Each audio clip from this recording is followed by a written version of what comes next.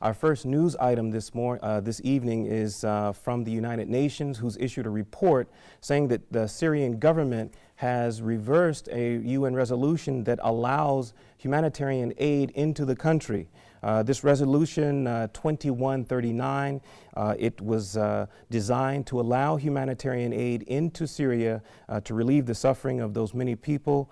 This resolution passed last month, but since then the conditions have actually gotten worse, with the Syrian forces cutting off crucial supply lines to the opposition forces in some very violent clashes that we've seen since this resolution was passed.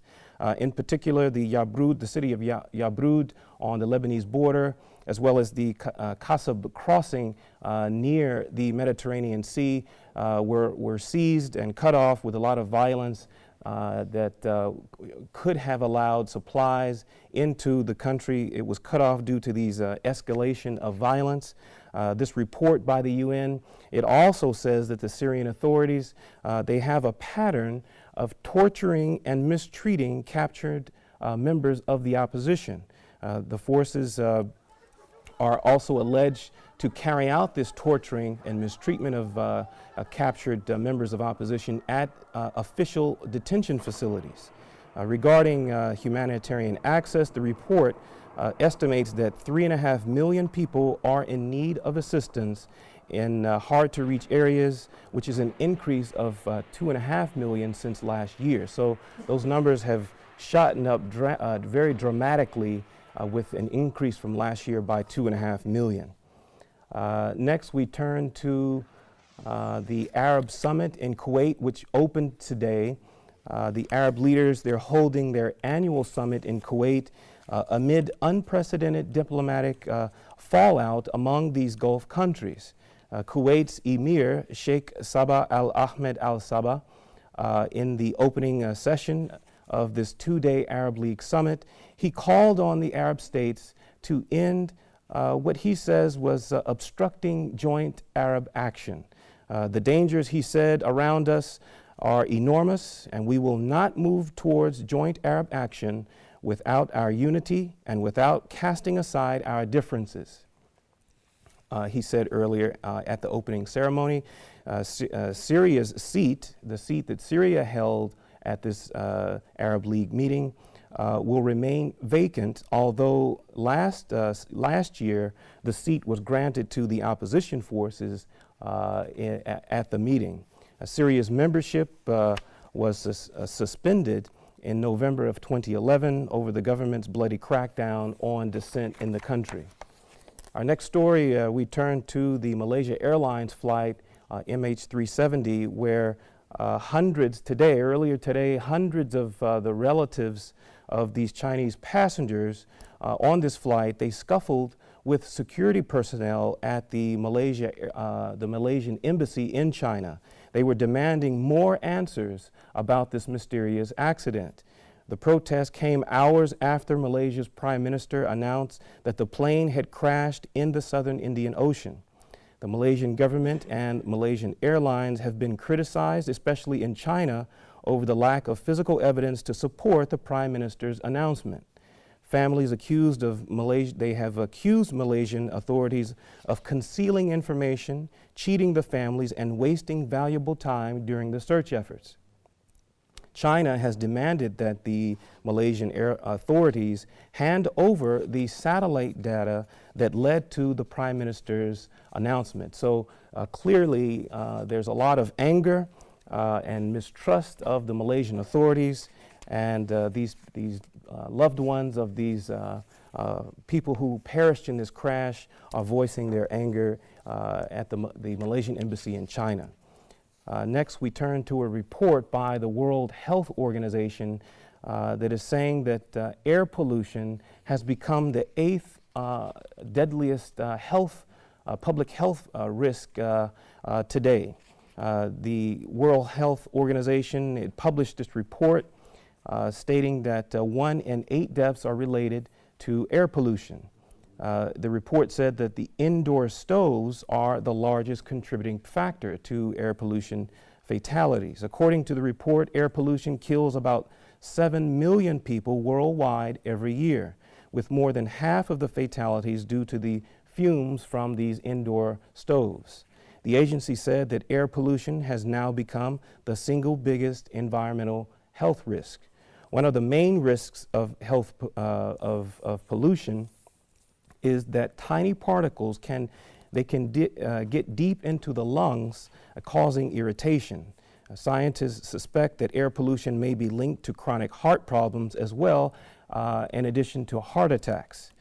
The World Health Organization's report noted that women had higher levels of exposure than men in developing countries.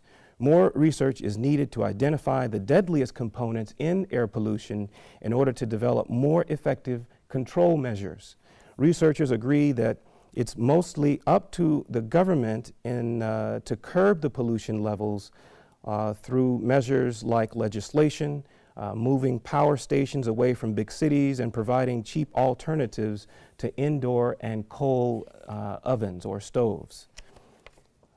Next, we turn to Afghanistan, where the Taliban has attacked an election office. Suicide bombers and gunmen, they attacked this election office that was beside the home of one of Afghanistan's presidential candidates earlier today.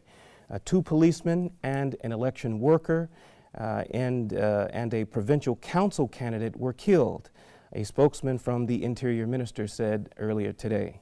The Taliban claimed responsibility for the attack. The group has vowed to disrupt the elections that are scheduled for April 5th. They have urged their fighters to attack polling staff, voters, and security forces in the run-up to Election Day. The former World Bank official in the country, he is seen as the front runner in the race to succeed Hamid Karzai. Fortunately, he was not home at the time of the attack. All the casualties were members of the presidential candidate, Dr. Abdullah's campaign. Also, in a separate incident in Afghanistan today, officials in Kunduz province in northern Afghanistan said that 2 people were killed and 8 others were wounded in a suicide attack when a bomber blew up his explosive vest. Very unfortunate. We expect, it seems that the Taliban intends to keep their promise to disrupt these upcoming elections. It's very unfortunate that civilians are being killed in this. Next story, we turn to Thailand, where a bus has crashed and has left dozens of people dead. Officials, they said that a double-decker bus was carrying municipal workers on a field trip when it plunged off of a steep road into a ravine in western Thailand, killing almost or at least 30 people. The accident happened on Monday evening in Tak, which borders Myanmar, as several buses ferried Thailand local government workers from the field trip to Laos. The driver, who survived the accident with a broken rib, said that he tried to slow down, but he claims that the brakes would not work. Thailand's roads are among the world's deadliest, where accidents are common, especially on buses traveling late at night. A recent report by the World Health Organization said that Thailand saw about 38 road deaths per 100,000 people in 2010, compared to an average 18.5 people per 100,000 in the whole of Southeast Asia. So some very high numbers of accidents on these roads in Thailand. Next, we turn to violence in Venezuela, where there's ongoing protests against the government of Hugo Chávez's predecessor, the one who took office after him, Maduro. The National Guard, a National Guard soldier, and a pregnant woman, they were killed today in this latest round of violence in the country. The head of Venezuela's Congress, meanwhile, he said on Monday that a top opposition politician had lost her seat and is no longer immune from prosecution for allegedly causing violence to escalate in the country. A series of protests against the government of Nicolas Maduro the successor of Hugo Chavez. These protests started 5 weeks ago, less than a year after he took over the leadership of the country. At least 32 people so far have died in the violence in the country since it broke out 5 weeks ago.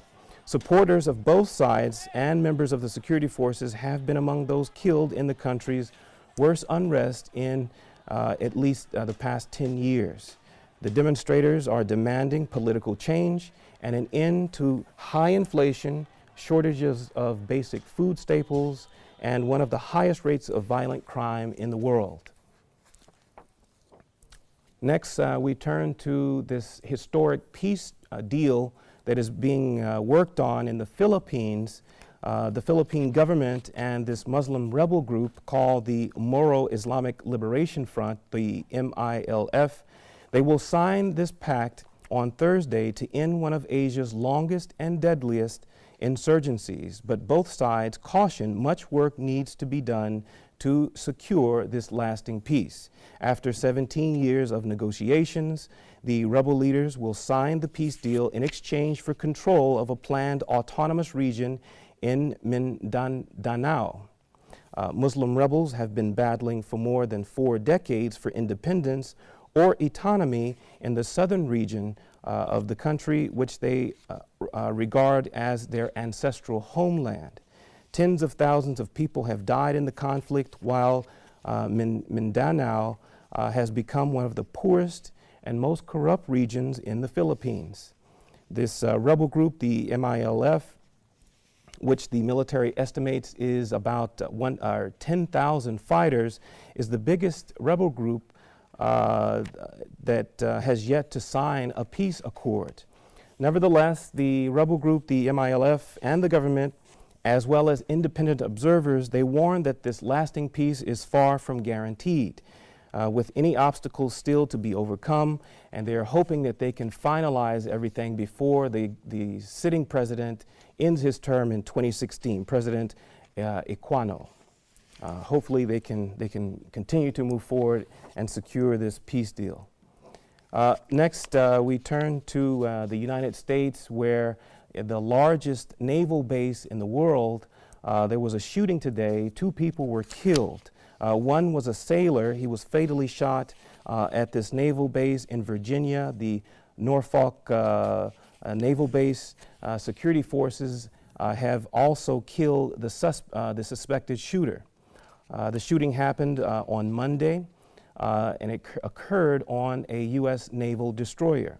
There were no injuries, no other injuries reported. Only these 2 people lost their lives. The base, it's the largest naval installation in the world, and it was briefly put on lockdown after the shooting, but it has since reopened. In September last year, a gunman killed 12 civilian workers before he was shot to death in Washington, in a Washington naval yard. Unfortunate shooting in the United States. Our last story this evening is about NATO saying to the member states that they are prepared to defend themselves against further Russian aggression. The NATO Secretary General, Anders Rasmussen, he said today that NATO is very concerned about Russia's military buildup on Ukraine's borders. The Secretary General for NATO also said that NATO is prepared to defend members of the alliance. Britain will also help bolster or support NATO's defenses in the Baltic states, fearing that Russia may try to destabilize Latvia, Lithuania, and Estonia, where there's a substantial population of Russian minorities. NATO's chief also said that the member states were discussing how to support Ukraine, even though the Ukraine is not a member of NATO. This concludes our news items for today. Thank you very much for tuning in.